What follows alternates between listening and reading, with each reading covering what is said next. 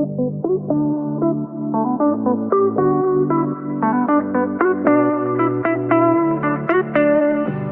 is up, everyone? Welcome to another episode of Backup Fantasy Sports. It is Wednesday, December 20th.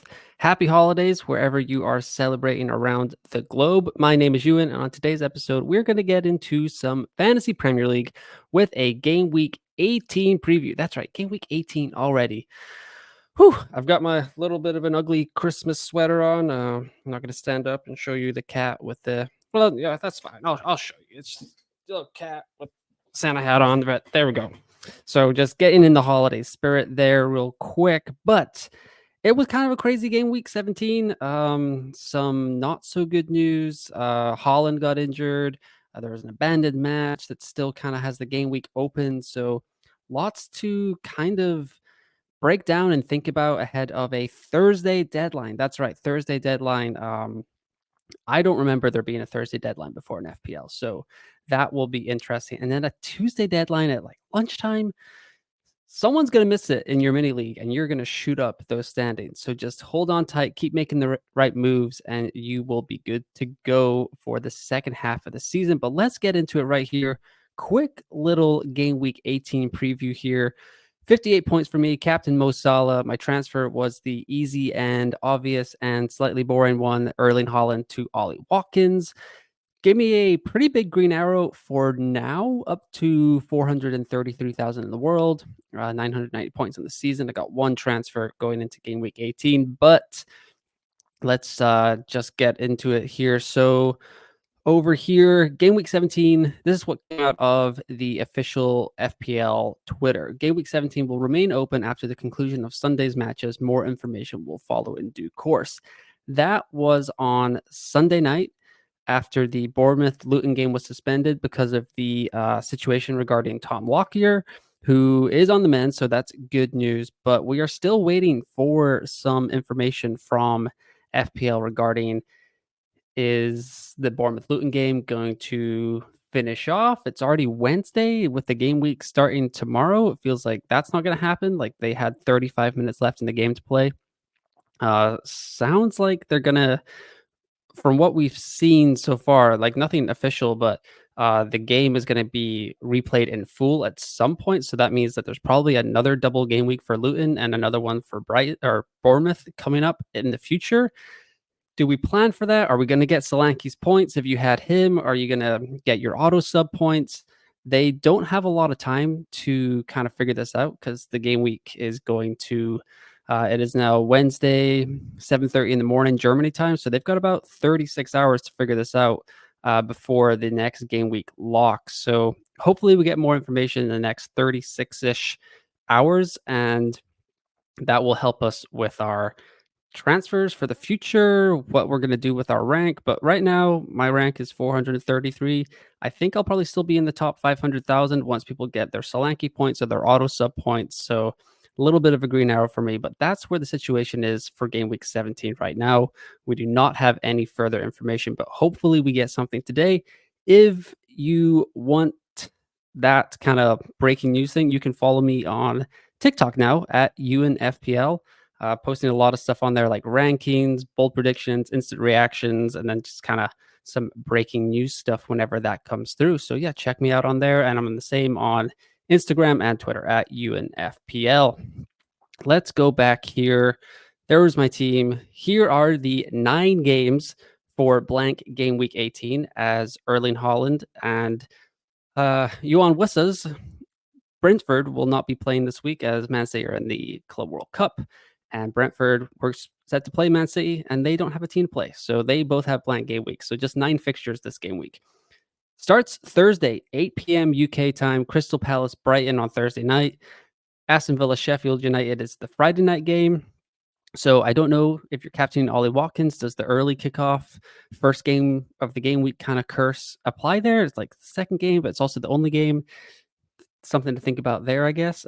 Saturday is a full slate of games with a early game between West Ham and Man United. Then Fulham, Burnley, Luton, Newcastle, Nottingham Forest, Bournemouth, Spurs, Everton in the Saturday 3 o'clock games. Then Liverpool, Arsenal is the nightcap. Top of the table clash to decide who will be top of the league at Christmas. And then Wolves, Chelsea is the lone Sunday game. So lots of Premier League football coming your way. Then there's 1 day break, and then Tuesday, Wednesday, Thursday, there's more games. So buckle up, get those seconds from your Christmas lunch or whatever, and just sit down and watch a bunch of football over the next week or so. So going to be a great time in FPL. Hopefully, lots of points will be under your Christmas tree. Best teams here for the fixture ticker for the next 6 game weeks. We've got Brighton, Man United, Chelsea, Fulham, and Aston Villa in the top 5. And in the bottom 5, we've got Brentford, Man City, Liverpool, Nottingham Forest, and West Ham. Brentford and Man City are going to be there because they have the blank. So they technically only have 4 games in 5 game weeks or 6 game weeks. So don't really pay attention to that. But Liverpool's schedule gets pretty tough here. We've got Arsenal at home, Burnley on the road, Newcastle at home, then Bournemouth on the road, who are going to be a little bit more feisty than they were early in the season when Liverpool played them. And then Chelsea at home at Anfield and Arsenal on the road. So Arsenal twice in the next 6 game weeks. That's going to be quite a way to decide the title. It's going to be too early to but you definitely would want to at least come out of that with 2 points if you're Liverpool to kind of keep pace with the league leaders as of right now. But in the top 5 teams, Brighton is tempting, but we don't know their rotation. They don't keep clean sheets. They kind of rotate whoever they want. De Zerbi is kind of a madman in the lab there. I still have Evan Ferguson. I've had him for a few weeks now. He's got me 1 goal. He got injured in the process. Hopefully he keeps starting. Hopefully he can pick up a goal against Crystal Palace, but he is a problem that needs to be solved. I also still have Darwin Nunez, who has just been a total flop of a transfer. But yeah, Brighton don't feel super confident in any other assets, even though they do have some great fixtures coming up. Same with Man United here. They were defensively valiant in their game at Liverpool on Sunday. They had a couple of chances to kind of smash and grab a win, but couldn't convert. Hoyland had a really good chance one-on-one with Alisson and just couldn't do it. But Bruno will be back from his game week 17 suspension, so maybe they'll get some more flow there. Marcus Rashford was also on the bench again, so still kind of bad vibes at Man United. Wouldn't go there. Chelsea got the very obvious pick in Cole Palmer. You need to get him or Anthony Gordon. One of the two. Great budget enabler in your midfield. So definitely go there if you can with a free transfer. If you don't have any other fires to put out, which is very unlikely at this time of year. Fulham is next. They kind of came back to earth with a 3-0 thumping at Newcastle, but they've got Burnley, Bournemouth, Arsenal, Chelsea, Everton, and Burnley in their next 6. So I would say 3 easier games there. Burnley twice, and then maybe Bournemouth, also not that great. And then Aston Villa comes in 5th here with Sheffield United at home, Man United, Burnley, Everton, Newcastle, and then Sheffield United on the road. Here are the lock dates for game week 18 and beyond. We've got 18, 19, 20, and 21 up here just because they are slightly different for the next couple of game weeks. So we've got the Thursday deadline tomorrow at 6:30 p.m. UK time. Then Tuesday, there's a deadline at 11 a.m.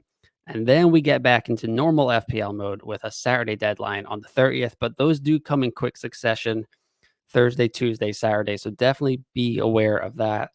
Then we get almost a 2-week break, exactly until game week 21. And I think there's another 2-week break until game week 22 at the end of January. So after this busy festive period, it is going to calm down for FPL, and there is going to be a little bit of a break for us to all catch our breath, kind of plan what our next moves are going to be. I think after game week 20 is going to be a popular time for Mohamed Salah, Son Heung-min to kind of leave our teams, maybe bring back in a certain Norwegian who's been on the shelf, the injury shelf for a couple of weeks now. So definitely something to think about moving forward.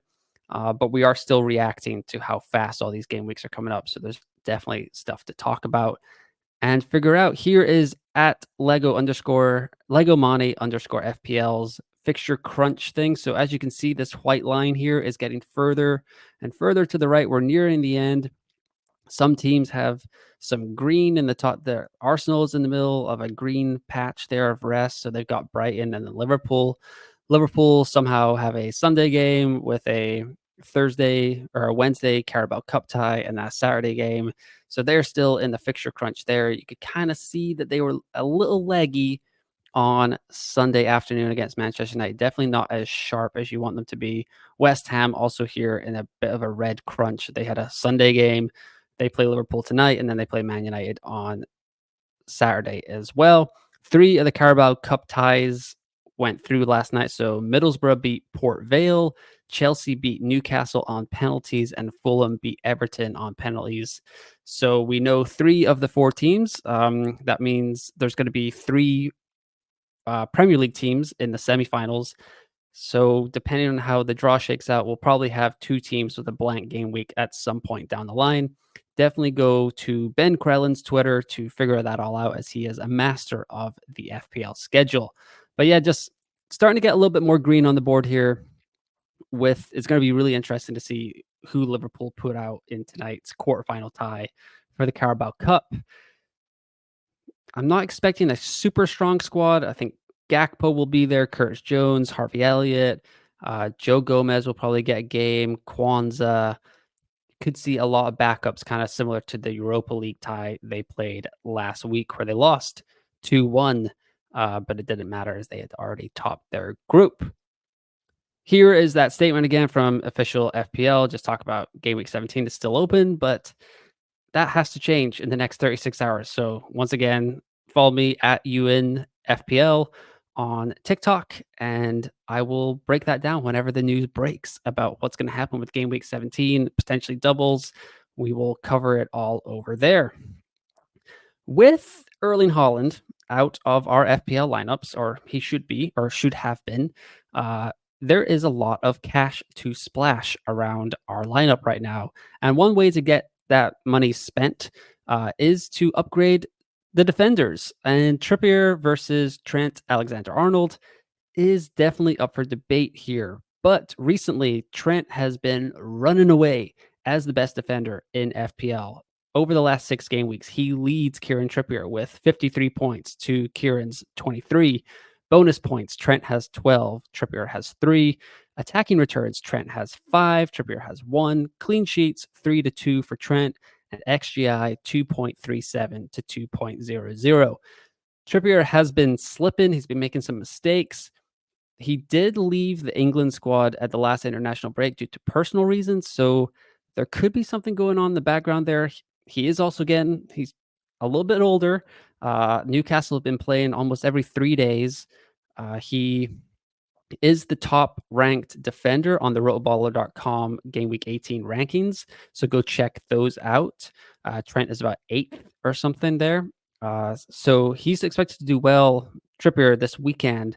But Trent, long term, I think he's kind of the play if you want to upgrade your defense. That's certainly the transfer I'm looking at this week. I'm already tripled up on Liverpool with Darwin, Mohamed Salah, and Kostas Tsimikas. I would have to upgrade Tsimikas to get to Trent, which I have the money for because I have no Erling Haaland anymore in my squad. And Trent's he's a 90-minute man. He's definitely playing every single game for Liverpool at the moment. Trippier could be in line. I know he just had a rest with his game week 17 suspension, but there could be another one coming up in the future if Newcastle keep playing all these games. They're now out of the Carabao Cup, so you don't have to worry about that in the future. They're also out of Europe entirely. So the only domestic competition they have left is the FA Cup. That starts in January. So if they get knocked out of that pretty early, they'll just have the Premier League to focus on. And then Trippier will probably be a better asset. But for Trent, feels like it's time to bring him back in, especially with Mo Salah off to the AFCON in a couple of weeks. Trent is going to be that premium guy in the Liverpool attack and the defense, because whenever they need to kind of become a more attacking team, Trent will just move into the midfield, become much more of a playmaker. He's getting a lot more corners recently as well. Seems to kind of totally be dominating the crosses from his side of the ball. Szoboszlai kind of had those early in the season, but Trent seems to have won those back. He's getting forward a lot. He's taking a lot of shots. He was really attacking in that Man United game as well. 5 attacking returns over the last 6. Trent Alexander-Arnold is going to be my pick if you need to upgrade your premium defender, or upgrade to a premium defender in game week 18.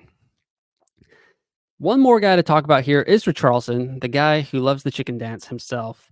He has come on quite strongly in the last 2 game weeks as he's gotten back into the starting lineup. As you can see here, I've split up the stats, game weeks 1 through 15, and then the last 2 game weeks 16 and 17. And also, if you go on Fantasy Football Scout and do the touch heat map comparison, the first 15 game weeks, Richarlison was kind of pinned on the left, lots of touches there. But the last 2 game weeks has been a lot more central and attacking, which is great news for our FPL lineups. He's 6.8 million right now. Fantastic option in the Spurs attack and will be kind of pivotal to them surviving Sung Hyung Min going off to the Asia Cup. So he's definitely another transfer that I'm thinking about for game week 18. I only have one free transfer, as you can see down there in the bottom, but it might be a week for a hit. I'm kind of feeling it. I've been thinking about it. That's kind of where I'm looking to go this game week, kind of chase that green arrow, take a punt.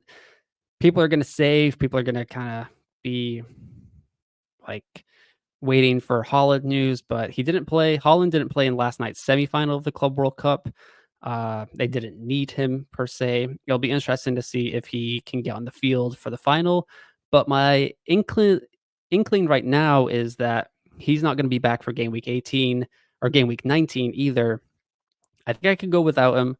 I think I can save a transfer there and have 2 free transfers in game week 20 so I can get rid of Salah and Son when they go off to their respective competitions. It'll be pretty easy to bring back Erling Haaland in.